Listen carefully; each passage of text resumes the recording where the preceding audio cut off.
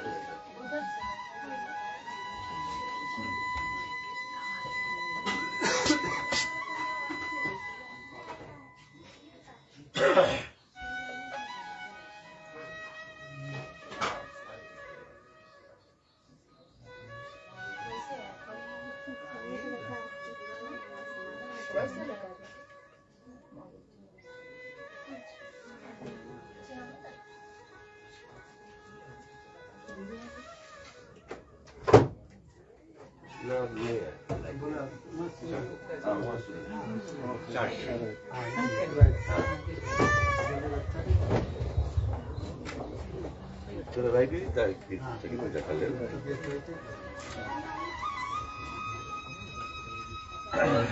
आदरणीय प्रिय सुखदत्त परिवारगण तथा हुए जितने भी परिवारगण हैं, इष्ट मित्र हैं, सर्वप्रथम हम आप सभी का हार्दिक हार्दिक अभिनंदन करते हैं स्वागत पर। और जैसे कि आप जानते हैं कि आज सब हम एकत्रित हुए हैं स्वर्गीय दादाजी मानिकम जी से बेगू के नाम से लोग जानते थे, और उनकी जीवात्मा के प्रति, उनकी क्रिया के प्रति आज प्रथम दिन है श्रीमद् भागवत गीता का। ऐसे में चलते हैं इस कलिकाल में प्रिय भक्तजन, अक्सर हम सोचते हैं कि भगवान का जो पूजा होता है बड़ा कठिन होता है। वेद शास्त्र पुराण में भगवान कई प्रकार से अर्जुन को जो अपने भक्तों को समझाते, भागवत गीता में भगवान कृष्ण भी अर्जुन को समझाते हैं। भगवान की भक्ति, भगवान की जो पूजा होती है वैसी ही होती है जैसे अपने नैतिक जीवन में जो कुछ भी कर्म, जो कुछ भी कार्य हम करते हैं। अक्सर जो सामान्य हम देखते हैं, जैसे कि अगर हम सभी जानते हैं कि अगर किसी के घर जाना है और निमंत्रण ना हो तो वहां पर जाना उचित नहीं होता है। तो इसीलिए अगर किसी को हम चाहते कि हमारे घर पर आए तो हम उनको निमंत्रण भेजते हैं, यही एक प्रथा है। ऐसे ही भगवान के संग हमारा रिश्ता होता है। अगर हम चाहते हैं कि भगवान हमारी भक्ति, हमारी पूजा को स्वीकार करे तो भगवान को हमको नमन करना है। चलते हैं एक साथ होकर भगवान का नमन करते, भगवान से प्रार्थना करते कि हे प्रभु, या जो वेदी या जो आसनम सजाए बैठे प्रभु, नमन करते आपका भगवान, आकर इस पर विराजिए और हम आपके चरणों की सेवा करें भगवान। और जो कुछ भी पुण्य हम प्राप्त करें, हम उस दिवंगत आत्मा स्वर्गीय दादाजी की जीवात्मा के प्रति हम अर्पित करेंगे। चलते हैं प्रिय भक्तजन, हाथों को जोड़कर शिवोम का जो महामंत्र उससे आज के जो कार्य उसको आरंभ करते हैं।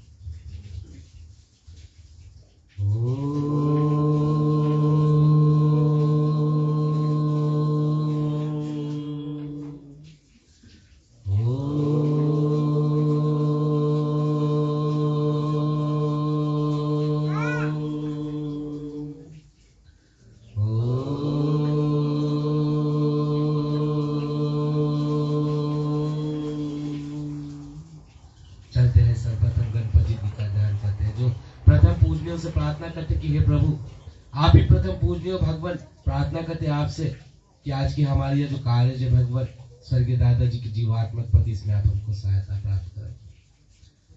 ओम गजाननम भूतगणादि सेवितम कपितजम्बूफलचारिभक्षणम् उमासुतं शोकविनाशकारिणम् नमामि विघ्नेश्वरम पदिपंकजम।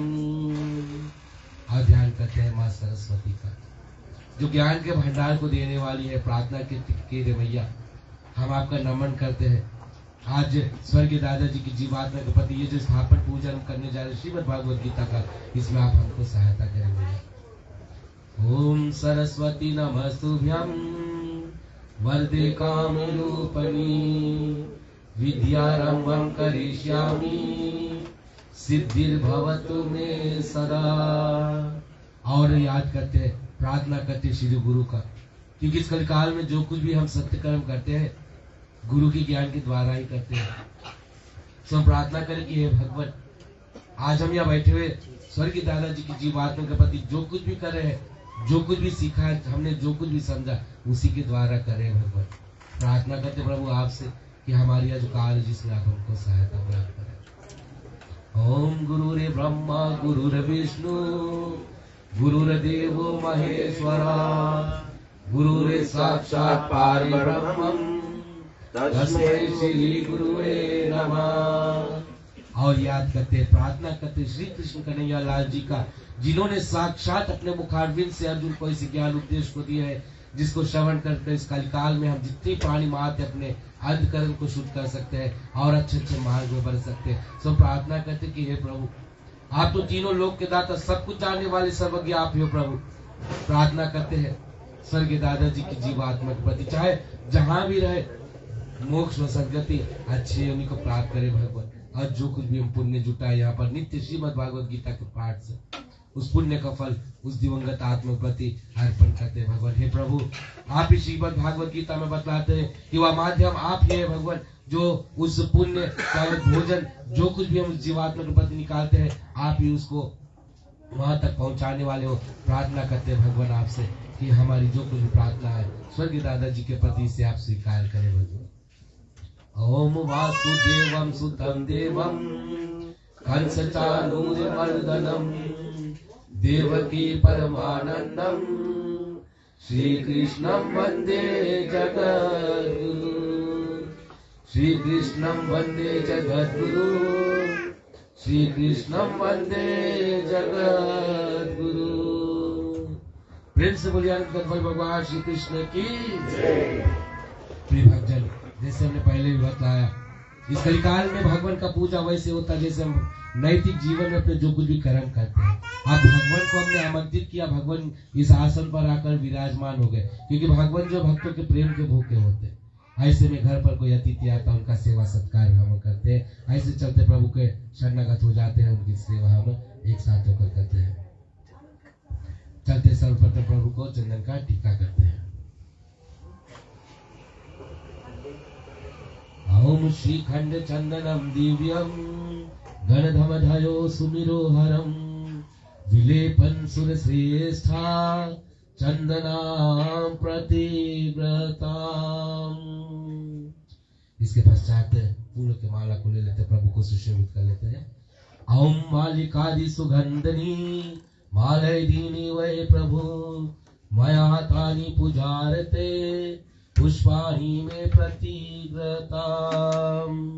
धूप को जला लेते हैं, प्रभु को धूप का दर्शन करा लेते हैं।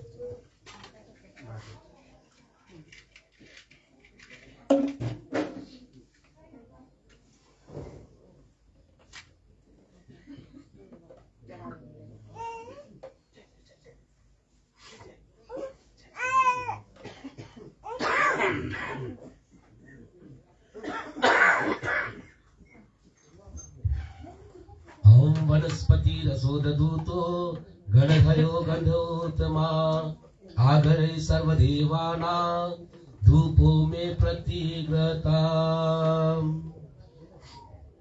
हाथों में फूल को लेकर प्रभु को दिया का दर्शन करा लेते हैं।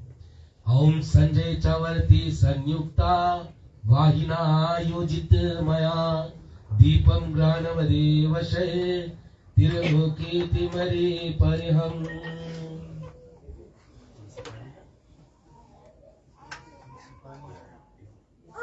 और चलते हैं, जो प्रसाद है प्रभु के शरणागत प्रभु को भेंट कर लेते हैं।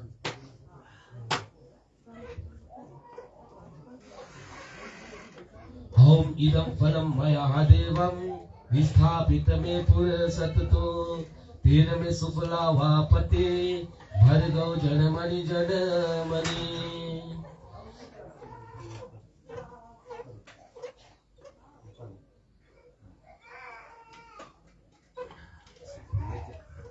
और जल को लेकर आचमन करते हैं। जिस प्रकार हम भोजन करने के बाद जल का उपयोग करते हैं, प्रभु को जो फल इत्यादि अर्पण करने के बाद आचमन करते हैं और भगवान से प्रार्थना करते हैं कि गंगा स्वरूपी जल जो हम आपके सेवा प्रस्तुत करें। भगवान प्रार्थना करते हैं हमारे पिताजी की जीवात्मा के प्रति, चाहे जहाँ भी रहे, मोक्ष और सद्गति अच्छी होने को प्राप्त करें। ओम सर्व पापम हरण दिव्यम गंगे निर्मल जलम आचमनम मया देवम ग्रहणाम पुरुषोत्तमा।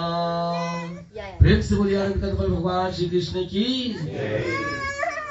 और इसके पश्चात हाथों में फूल को लेकर और चलते हैं, श्री कृष्ण कन्हैया लाल जी का ध्यान करते हैं।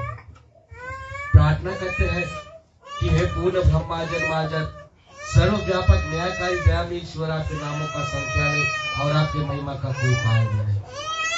बड़े बड़े देवता ऋषि मुनि भी आपके पार ना पा सके प्रभु, तो हम और अज्ञानी क्यों कर आपके नामों का वर्णन करें। हे महाप्रभु, आप तो ऐसे दयावान हैं कि अपनी अपार दया से गूंगे को बोलने की योग, लंगड़े को पहाड़ चढ़ने की भी योग बना देते हैं प्रभु। हम तुझे जीवों पर भी ऐसी कृपा कीजिए ताकि हम सदा आपका चंद्रबिंब का ध्यान रखते हुए आपका भजन कीर्तन करते तथा आपका गुणानुवाद करें। हे महाप्रभु, ऐसी भी कृपा कीजिए। श्री ओम नमो भगवते वासुदेवाय विशेश्वराय आदि पुरुष प्रपारणे पुरुषाय नमः। जगत बंधु ज्योति स्वरूप जिय की जानन हार, हरियस मांगन आए हैं दास प्रभु के द्वार। राधे प्रिय कृष्ण चंद्र की जय। और इसके पश्चात चलते हैं श्रीमद् भागवत गीता का जो पाठ है उसको हम आरंभ करते हैं, साथ होकर श्रवण करते हैं। प्रिय शोकागस परिवार में द्वापर युग में जब जो पांडव है इधर कौरव सेना से दुर्योधन बतलाते हैं कि सुई के नोक बराबर भी जमीन हम इन पांडवों को नहीं देंगे।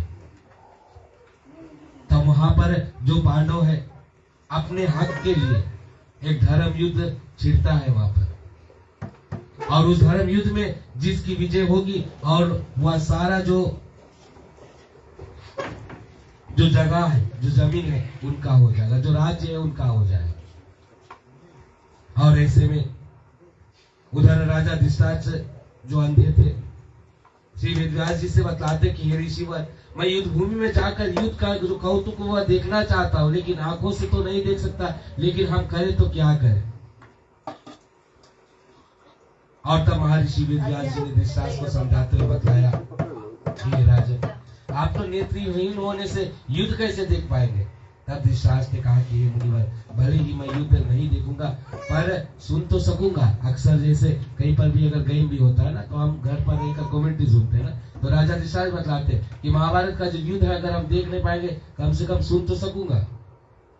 और इस पर वेदव्यास जी ने कहा कि हे राजन, आप संपूर्ण वृतांत यहीं पर इसी हस्तिनापुर में बैठकर सुन सकते हैं। आपका जो सारथी और जो शिष्य है संजय, उसको युद्ध का जो विवरण विस्तार रूप से सुनाता रहेगा।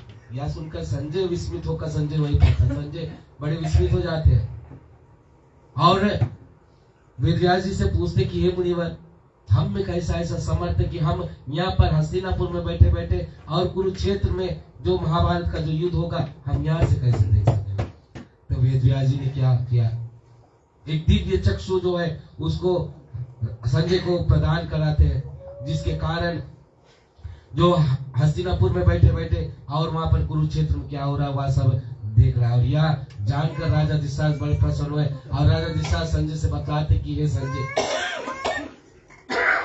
उस युद्ध भूमि में क्या क्या हो रहा है वह सारा हाल मुझे बतलाओ। तो संजय कहने लगा कि हे राजन, आपके पुत्र दुर्योधन पांडव की 7 अक्षौणी सेना, अब इधर कौरवों की 11 अक्षौणी सेना है और पांडवों की 7 अक्षौणी सेना। तो दुर्योधन क्या कहते हैं, पांडवों की 7 अक्षौणी सेना को देखकर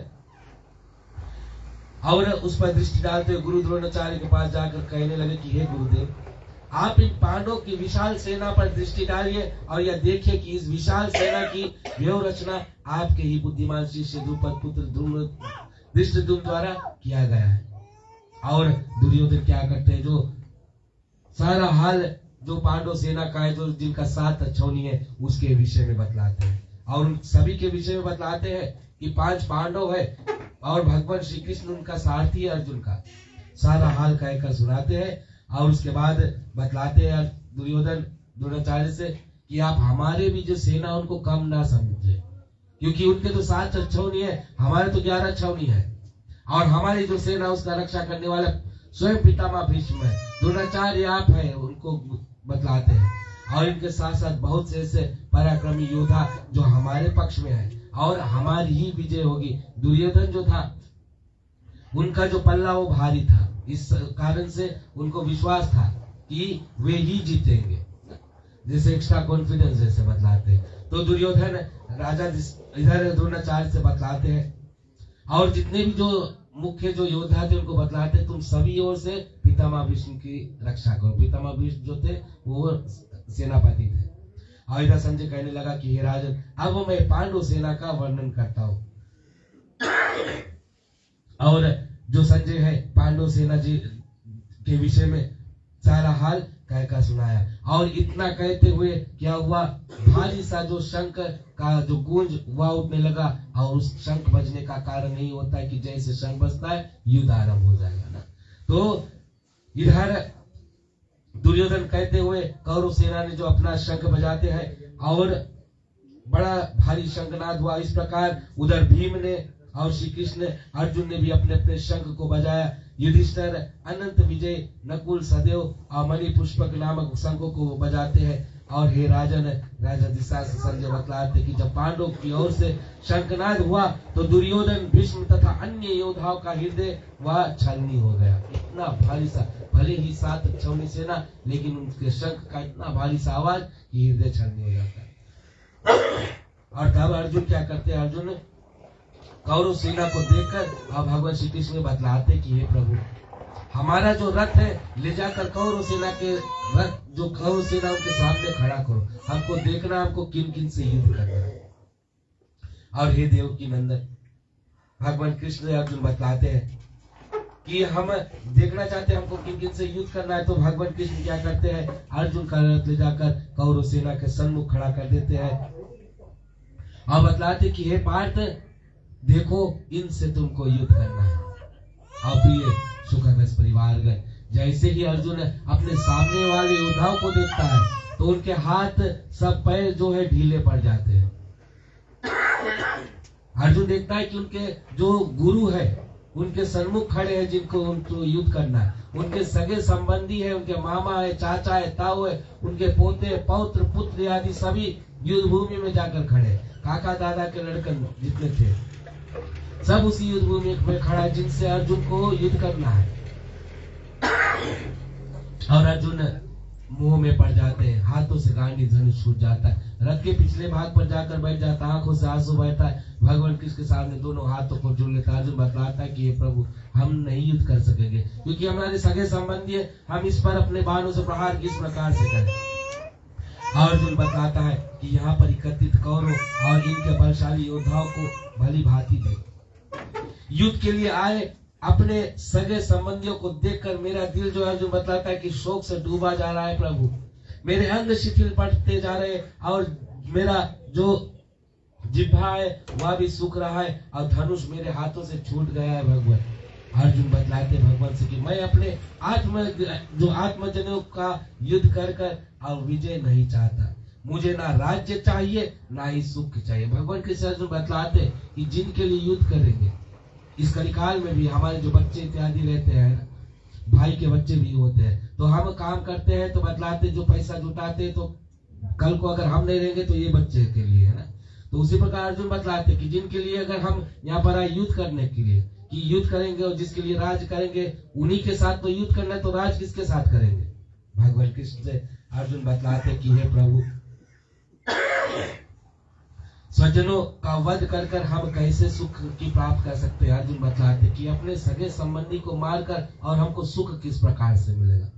हे श्री कृष्ण, मैं कुल का नाश होते कैसे देख सकूंगा, क्योंकि ये जितने भी लोग सब हमारे ही कुल के हैं और हम इनका नाश कैसे देख सकते हैं। कुल का नाश होने से धर्म नष्ट हो जाता है, जो धर्म होता है, और धर्म जब नष्ट होता है तो कुल में पाप की वृद्धि बढ़ जाती है। क्योंकि जब धर्म नष्ट हो जाता है तो कुल में जैसे पाप हो जाता है, क्योंकि वह जो संस्कार होता है, वह जो ज्ञान होता है, वह सब नाश हो जाता है। और भगवान से अर्जुन बताते कि हे वसुनंदन, जब पाप बढ़ने लगता है तो कुल की स्त्रियां व्यभिचारिणी हो जाती है और उनकी कोख से वंश संस्करण जो संतान की उत्पत्ति होती है, और ऐसे वंश संतान के कारण सात तर्पण आदि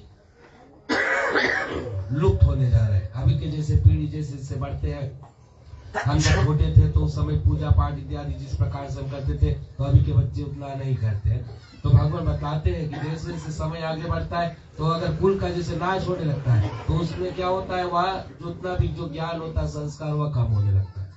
और इसीलिए भगवान किससे बताते कि हे प्रभु, अब मैं शस्त्र नहीं उठाऊंगा। भले ही कुरुक्षेत्र में आया हूँ, अपना जो शस्त्र, अपना जो गांधी धनुष, उसको नहीं उठाऊंगा। यदि शस्त्रहीन देखकर धृतराष्ट्र के पुत्र मुझे मार भी देंगे तो इसमें मेरा ही कल्याण होगा, क्योंकि भगवान से अर्जुन बतलाते हैं। और इधर संजय राजा से बतलाते हैं कि अर्जुन के शोक विहल होकर और अपने शस्त्र त्याग दिए और लगभग अचेत अवस्था में, जैसे चकरा जाते हैं लोग, अचेत अवस्था में रथ के पुष्ट भाग यानी पीछे भाग पर जाकर बैठ जाते हैं। हाथों को जोड़कर भगवान कृष्ण के सामने बतलाते हैं, आंखों से आंसू बहता है, बतलाते कि हे प्रभु हम युद्ध नहीं कर सकेंगे। इति श्रीमद् भागवत गीता सुस्वप्न विष्णु ब्रह्मा विद्या योग शास्त्र कृष्ण अर्जुन संवाद उत्तराखंड गीता नाम प्रथमे अध्याय समाप्त। सुबुल आनंद कंफल भगवान श्री कृष्ण की।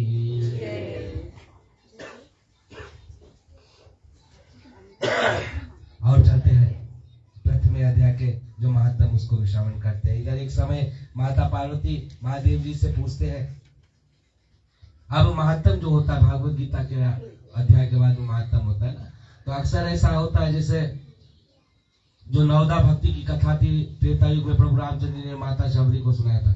दूसरी भक्ति में बतलाते कि दूसरी रति मम कथा प्रसंगा, कि भगवान की कथा जहां पर भी हो उसमें प्रीति रखना, अपना जो ध्यान है वहीं पर केंद्रित करना। अक्सर ऐसा होता है ना, हम जानते हैं सत्य है, जितने भी लोग तक हमारी आवाज आ रही है, अक्सर ऐसा होता है कि जब कहीं पर हम जाते रामायण में भागवत गीता का पाठ हो तो कभी कभी ऐसे हम घड़ी अपना देखते हैं। और अक्सर ऐसा होता है कि जो पुरुष समाज में यहाँ पर जो हमारा जो शरीर होता है यहीं पर होता है, हमारा आंख कान सब कुछ यहीं पर होता है, लेकिन हमारा जो मन होता है, मन में विचार करते कब यहाँ समाप्ति कब थैलियां रखाएगी ना, ऐसा होता है, मन भटक जाता है। माताएं भी होती है कभी कभी कि उनका शरीर सब कुछ नहीं पर रहता है, लेकिन मन में विचार करते हैं। यहाँ पर भागवत गीता रामायण की पाठ कथा सब होता रहता है, लेकिन माताएं भी कभी मन में विचार करते हैं, सुबह भिंडी बने आलू बने कुछ बने ना, ऐसा होता है, तो मन हमारा भटक जाता है। भागवत गीता का जब पाठ होता है इस कलिकाल में हम सभी लोग अपने फायदे के लिए चलते हैं, सभी लोग, संसार में कोई ऐसा नहीं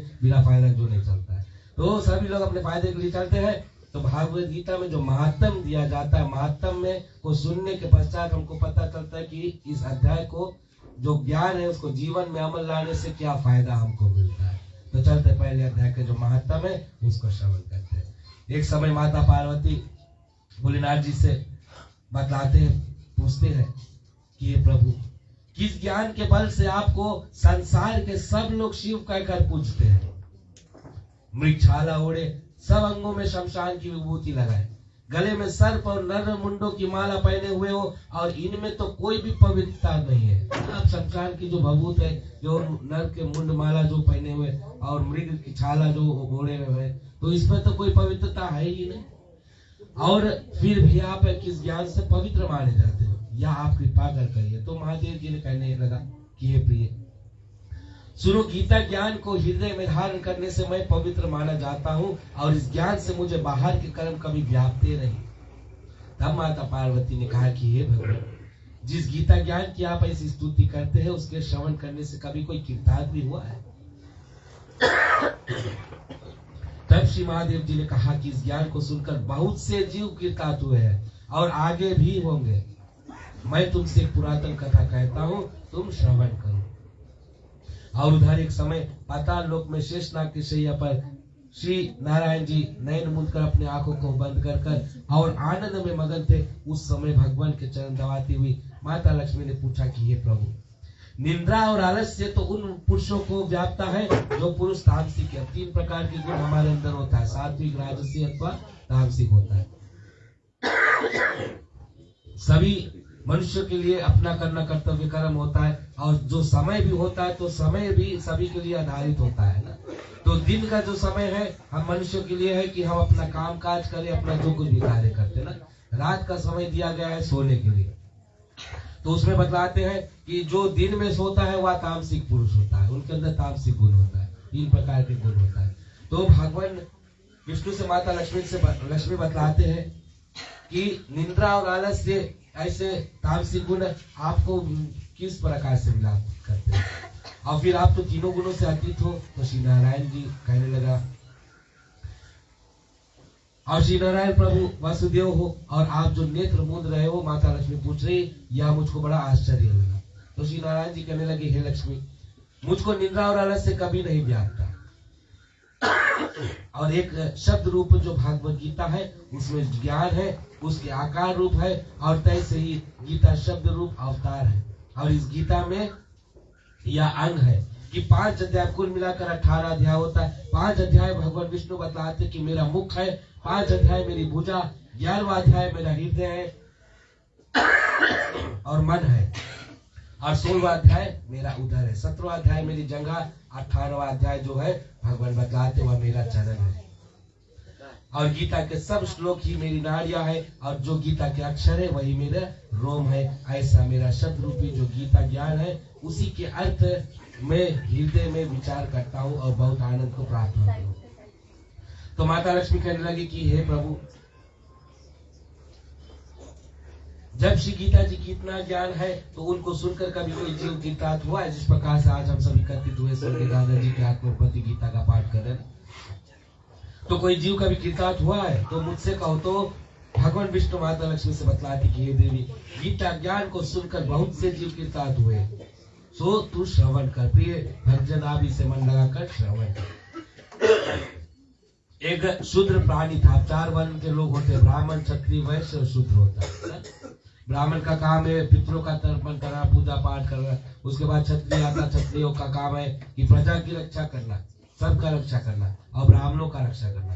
फिर वैश्य आता जो व्यापारी लोग होता है, बिजनेसमैन होता है, और उसके बाद शूद्र आता है जो लैबा के कैटेगरी में आता है।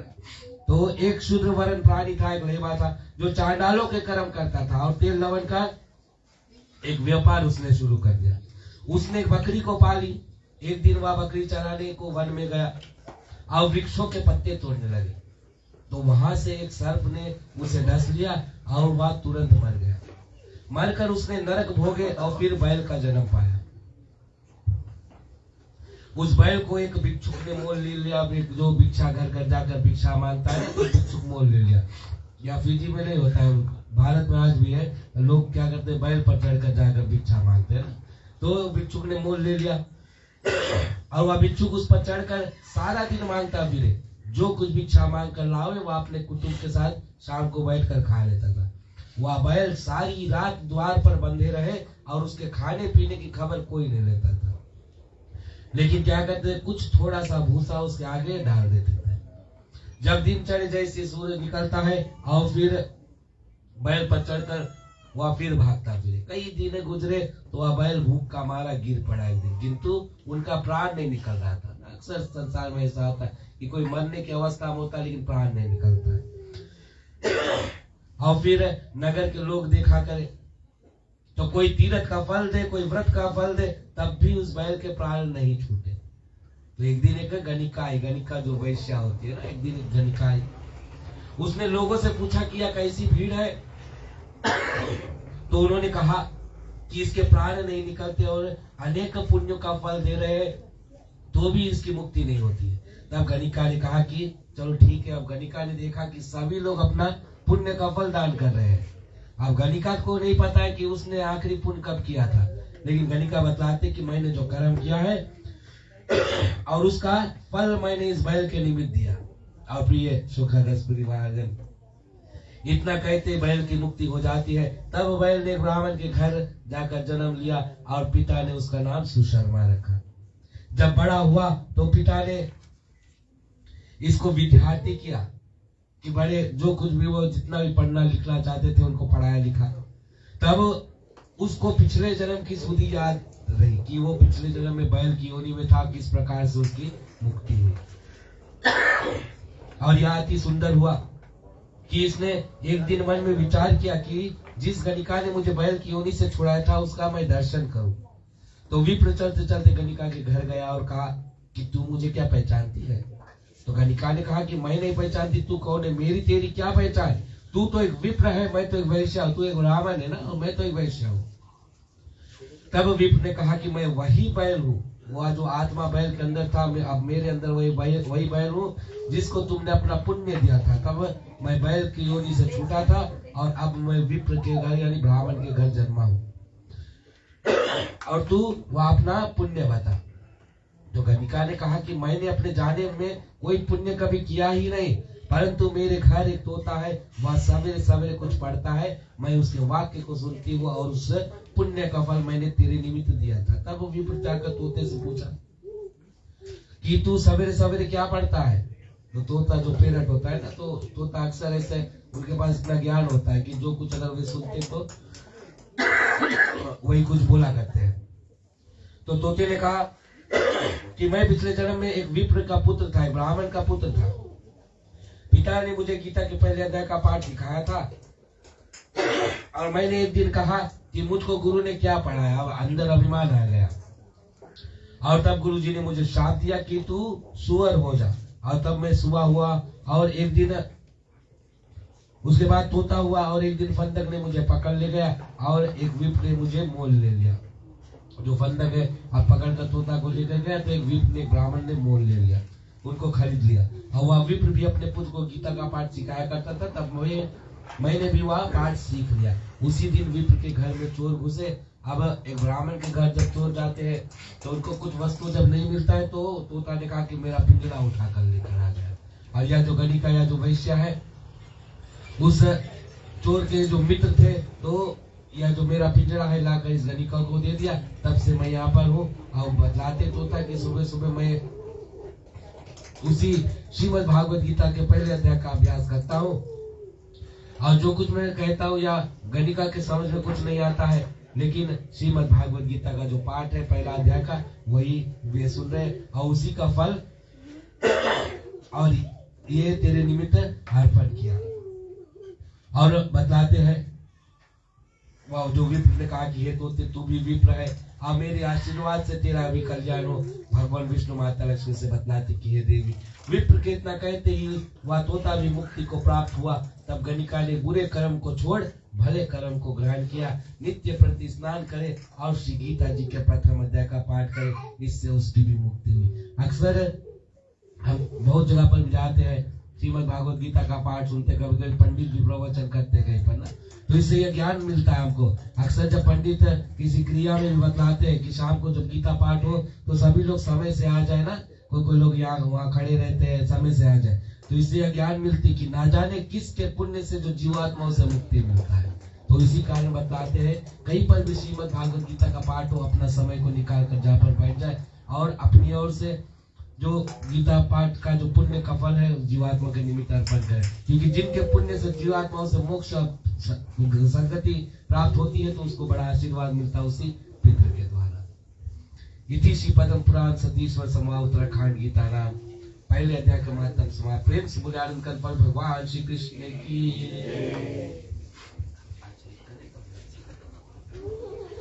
प्रिय शोकागस परिवारगण, आज की श्रीमद् भागवत गीता की जो पाठ है समय अभाव के कारण यहीं पर विराम करते हैं और यहाँ से आगे की जो पाठ उसको हम कल श्रवण करेंगे। चलते पुनः हाथों को जोड़ लेते, फूलों को हाथों में ले लेते हैं, भगवान से प्रार्थना करते कि हे प्रभु, आप तो तीनों लोक के दाता, सब कुछ जानने वाले सर्वज्ञ आप ही हो प्रभु। तन मन से भगवान हम आपका नमन करते, प्रार्थना करते अपने पिता की जीवात्मा के प्रति कि जहाँ भी रहे मोक्ष व सदगति अच्छी होने को प्राप्त करें भगवान। और आज की श्रीमद् भागवत गीता के पाठ से जो कुछ भी पुण्य जुटाए भगवान, हम उस दिवंगत आत्मा के प्रति अर्पण करते हैं।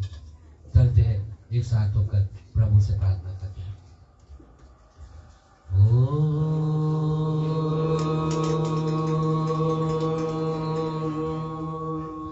भूर्भुवः स्वः तत्सवितुर्वरेण्यं भर्गो देवस्य धीमहि धियो यो न प्रचोदयात्। ॐ त्र्यम्बकं यजामहे सुगन्धिं पुष्टिवर्धनम् उर्वारुकमिव बन्धनात् मृत्युर्मोक्षमामृतात्। ब्रह्मार्पणं ब्रह्माहवि ब्रह्मा गणो ब्रह्मणाहुतं ब्रह्मैव तेन गन्तव्यं ब्रह्म कर्म समाधिना। अहं वैश्वानरो भूत्वा प्राणिनं देहमाश्रितः प्राणपाने समायुक्तः प्रचान्यन्नं चतुर्विधम् ॐ अनादिनिधनो देवशङ्खचक्रगदाधरा अचेत्य पुण्डिकाञ्च प्रेतमोक्षपरदो भवा प्रेतमोक्षपरदो भवा प्रेतमोक्षपरदो भवा। प्रिय सुखागस परिवार, चलते भगवान से प्रार्थना करते कि हे प्रभु, हम अपना पुण्य का फल उस दिवंगत आत्मा स्वर्गीय दादाजी की आत्मा के प्रति अर्पित करते। प्रिय भक्तजन, आप चाहे किसी मजहब किसी भी धर्म को मानने वाले अपने उस मजहब अपने उस धर्म को लेकर भगवान से प्रार्थना करें। स्वर्गीय दादा मानिकम जी, जिसे मेघू के नाम से जानते थे, बहुत सारे नाम दिए गए थे उनको। रिश्ते नाते में आपके जो कुछ भी थे, उस रिश्ते नाते को लेकर भगवान से प्रार्थना करें। उधर हमारा जो ग्रुप है रेडियो लाइव स्ट्रीमिंग के माध्यम से भी आज देश विदेश से दूर निकट से जितने भी लोग शामिल है, रिश्ते नाते में आपके जो कुछ भी थे, जिस किसी मजहब को आप मानते उस मजहब को लेकर भगवान से प्रार्थना करें। क्योंकि आज हमने श्रीमद् भागवत गीता में पाठ में श्रवण किया है कि ना जाने किसके पुण्य से जो जीवात्मा से मोक्ष व सद्गति प्राप्त होती है। तो चलते प्रिय भक्त एक साथ होकर भगवान से प्रार्थना करें कि ये भगवान, आज की जो प्रथम अध्याय का पाठ हमने श्रवण किया है, जो कुछ भी पुण्य लुटा है, हम स्वर्गीय दादाजी की आत्मा के प्रति, स्वर्गीय मालिकम की आत्मा के प्रति अर्पण करते हैं। चलते हैं 3 बार एक साथ होकर एक स्वर में कहें, ओम श्री कृष्णा कृष्णम अर्पणमस्तु। ओम श्री कृष्णा कृष्णम अर्पणमस्तु। ओम श्री कृष्णा कृष्णम अर्पणमस्तु।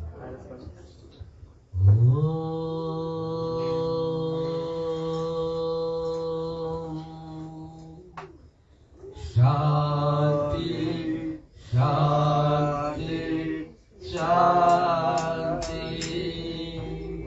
प्रेम से बोले आनंद कंदपाल भगवान श्री कृष्ण की, श्याम रामचंद्र की, उमापति महादेव की, धरती माता की। ओम नमो पार्वती पते, हर हर महादेव। जय जय श्री राधे, जय श्री राधे, जय श्री राधे, जय श्री राधे, जय श्री राधे। जय श्री राधे। जितने परिवार के लोग बारी बारी से आकर और अपने हाथों से जो पुष्प है भगवान के शरण चढ़ा सकते हैं।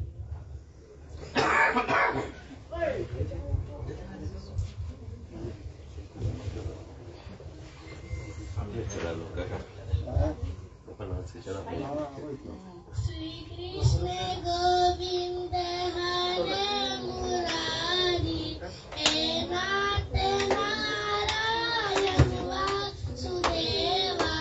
श्री कृष्ण गोविंद हरे मुरारी, हे नाथ नारायण वासुदेवा। श्री कृष्ण गोविंद हरे मुरारी, हे नाथ नारायण वासुदेवा।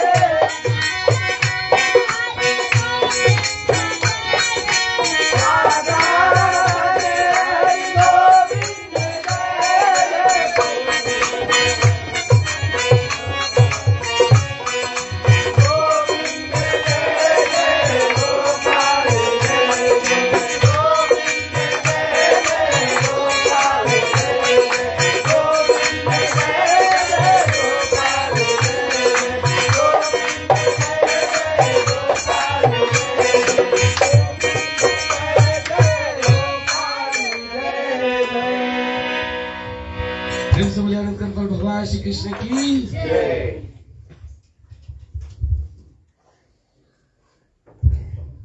और अंत में जितने भी लोग आज हमारे साथ शामिल हुए हैं स्वर्गीय दादाजी की प्रथम दिन गीता पाठ के अंतर्गत, आप सभी को पूरा हम परिवार की ओर से हार्दिक धन्यवाद देते हैं। आज इस समय के लिए हम क्षमा लेते हैं। कल ठीक 7 बजे से कल श्रीमद् भागवत गीता का जो पाठ आरंभ रहेगा, और कल जबकि 8 दिन का जो बैठक है, ऐसे में शाम को 2 भजनी के यहाँ पर रहेंगे प्रसिद्ध कलाकार है कल के भी, और ऐसे में उनके द्वारा जो भजन गायन रहेगा। आज श्रीमद् भागवत गीता के पश्चात आज इस ग्राम के, इस घर के जो परिवार, जो बच्चे हैं, उनके द्वारा आज जो भजन कीर्तन है यहाँ पर रहेगा। ऐसे में पुनः परिवार की ओर से जो दुखी परिवार है, पुनः आप सभी को धन्यवाद देते हैं, जिस प्रकार से भी आप सभी ने सहायता की है, और आगे भी आपका जो सहयोग है इसी प्रकार बना रहे, यही आशा करते हैं। अंत में सभी को जय श्री राम।